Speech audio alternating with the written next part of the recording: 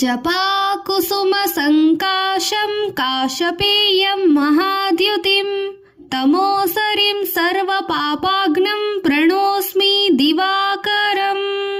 ಹೇ ಸೂರ್ಯ ನಾರಾಯಣನೇ, ಕೆಂಪು ದಾಸವಾಳದ ಹೂವಿನಂತೆ ಇರುವ ಕಶ್ಯಪನ ಮಗನಾದ ಮಹಾಪ್ರಕಾಶದಿಂದ ಕೂಡಿರುವ ತಮಸ್ಸೆಂಬ ಹಗಲಿನ ಅಜ್ಞಾನದ ಶತ್ರುವಾದವನು, ಎಲ್ಲ ರೀತಿಯ ಪಾಪಗಳನ್ನು ನಾಶ ಮಾಡಲು ಸಮರ್ಥನಾದವನು, ಹಗಲನ್ನು ಉಂಟು ಮಾಡುವ ದಿವಾಕರನಿಗೆ, ಸೂರ್ಯನಿಗೆ ನಾನು ನಮಸ್ಕಾರ ಮಾಡುವೆನು.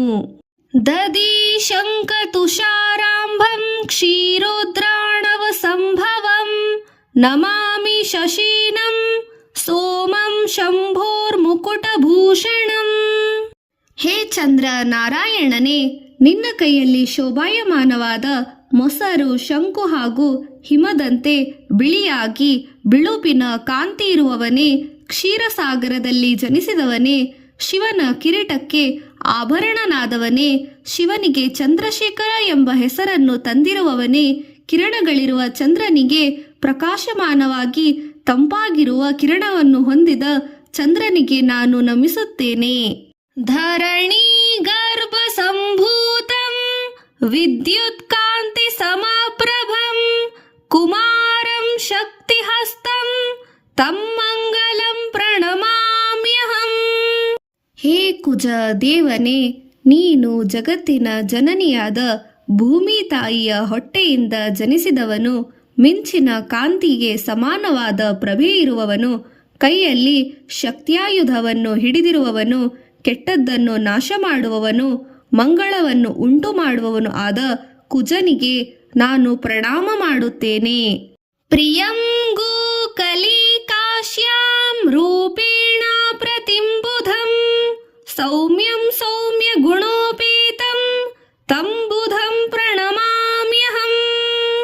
ಹೇ ಬುಧ ದೇವನೇ, ಪ್ರಿಯಾಂಗು ಗಿಡದ ಮೊಗ್ಗಿನಂತೆ ಕಪ್ಪು ಬಣ್ಣದವನು, ಸಾಟಿ ಇಲ್ಲದ ರೂಪವಂತನಾದವನು, ಬುದ್ಧಿವಂತನು, ಚಂದ್ರನ ಮಗನಾದವನು, ಒಳ್ಳೆಯ ಗುಣಗಳಿಂದ ಕೂಡಿರುವವನು ಆದ ಬುಧನಿಗೆ ನಾನು ನಮಸ್ಕಾರ ಮಾಡುತ್ತೇನೆ. ದೇವಾನಾಂ ಚ ಋಷೀಣಾಂ ಚ ಗುರುಂ ಕಾಂಚನ ಸನ್ನಿಭಂ ಬುದ್ಧಿಭೂತಂ ತ್ರಿಲೋಕೇಶಂ ತಂ ನಮಾಮಿ ಬೃಹಸ್ಪತಿಂ. ಹೇ ದೇವಗುರುವೇ, ಗುರುಗಳ ಗುರುವಾದ ಬೃಹಸ್ಪತಿಯೇ, ಅಜ್ಞಾನವೆಂಬ ಕತ್ತಲೆಯನ್ನು ನಾಶ ಮಾಡಿ ಜ್ಞಾನ ಜ್ಯೋತಿಯನ್ನು ಬೆಳಗುವವನೇ, ದೇವತೆಗಳಿಗೂ ಹಾಗೂ ಋಷಿಗಳಿಗೂ ಗುರುವಾದವನೇ, ದೇವಗುರು ಆಗಿ ಎನಿಸಿಕೊಂಡವನೇ, ಪ್ರಜ್ಞಾನ ಸ್ವರೂಪನಾದವನು, ಮೂರು ಲೋಕಕ್ಕೂ ನಿಯಾಮಕನಾದವನು, ಸುವರ್ಣದಂತೆ ಕಾಂತಿವಂತನಾದವನು ಆದ ಆ ಬೃಹಸ್ಪತಿಗೆ ನಾನು ನಮಿಸುತ್ತೇನೆ. ಹಿಮಾಕುಂದ ಮೃಣೂಲಾಂಭಂ ದೈತ್ಯಾನಾಂ ಪರಂ ಗುರುಂ ಸರ್ವಶಾಸ್ತ್ರ ಪ್ರವಕ್ತಾರಂ ಭಾರ್ಗವಂ ಪ್ರಣಮಾಮ್ಯಹಂ. ಹೇ ಶುಕ್ರಾಚಾರ್ಯರೇ, ಮಂಜು ಮಲ್ಲಿಗೆ ಹಾಗೂ ತಾವರೆ ದಂಟಿನಂತೆ ಇರುವವನು, ಬಿಳುಪಾಗಿ ಶೋಭಿಸುವವನು, ರಾಕ್ಷಸರಿಗೆ ಶ್ರೇಷ್ಠ ಗುರುವಾದವನು, ಅಲ್ಲದೆ ಎಲ್ಲಾ ವಿದ್ಯೆಗಳನ್ನು ಬೋಧಿಸುವವನು ಆದ ಶುಕ್ರನನ್ನು ನಾನು ನಮಿಸುತ್ತೇನೆ. ನೀಲಾಂಜನ ಸಮಾಭಾಸಂ ರವಿಪುತ್ರಂ ಯಮಾಗ್ರಜಂ ಛಾಯಾ ಮಾರ್ತಾಂಡ ಸಂಭೂತಂ ತಂ ನಮಾಮಿ ಶನೇಶ್ಚರಂ.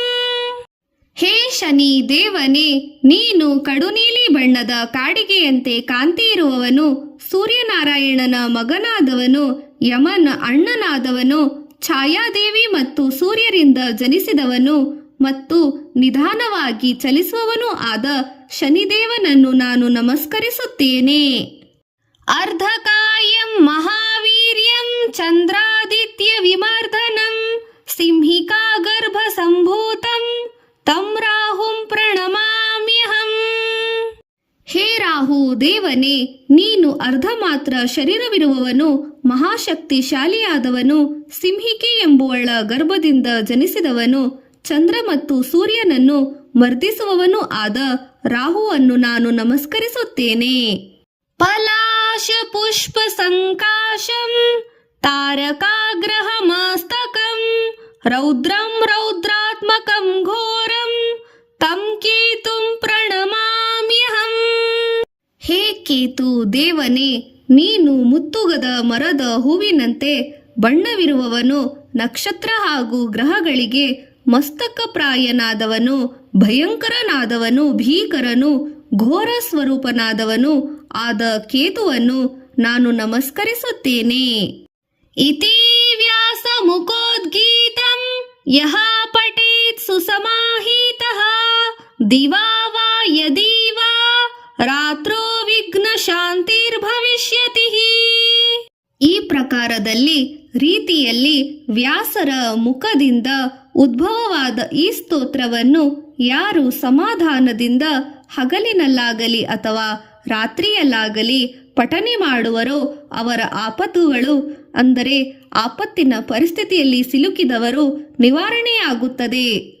ನರ ನಾರಿ ನೃಪಾಣಾಂ ಚ ಭವೇದ್ ದುಸ್ವಪ್ನ ನಾಶನಂ ಐಶ್ವರ್ಯಮತುಲಂ ತೇಷಾಂ ಆರೋಗ್ಯಂ ಪುಷ್ಟಿವರ್ಧನಂ. ಜಗತ್ತಿನಲ್ಲಿರುವ ಪುರುಷರಿಗೆ, ಸ್ತ್ರೀಯರಿಗೆ ಮತ್ತು ರಾಜರಿಗೆ ಬೀಳುವ ಕೆಟ್ಟ ಕನಸುಗಳನ್ನು ಇದು ನಾಶ ಮಾಡುತ್ತದೆ ಹಾಗೂ ಅವರಿಗೆ ಮಿತಿವಿಲ್ಲದಷ್ಟು ಸಂಪತ್ತನ್ನು, ಆರೋಗ್ಯವನ್ನು, ಪೋಷಕ ವಸ್ತುಗಳ ಪುಷ್ಟಿವರ್ಧನೆಯನ್ನು ಸಹ ಉಂಟು ಮಾಡುತ್ತದೆ. ಗ್ರಹ ನಕ್ಷತ್ರ ಜಾಹ ಪೀಡಾಸ್ತಕ್ಸ್ತಾರಾಗ್ನಿ ಸಮುದ್ಭವಃ ತಾಹ ಸರ್ವಾಃ ಪ್ರಶಮ್ಮ ಯಾಂತಿ ವ್ಯಾಸೋ ಭ್ರೂತೇನ ಸಂಶಯಃ.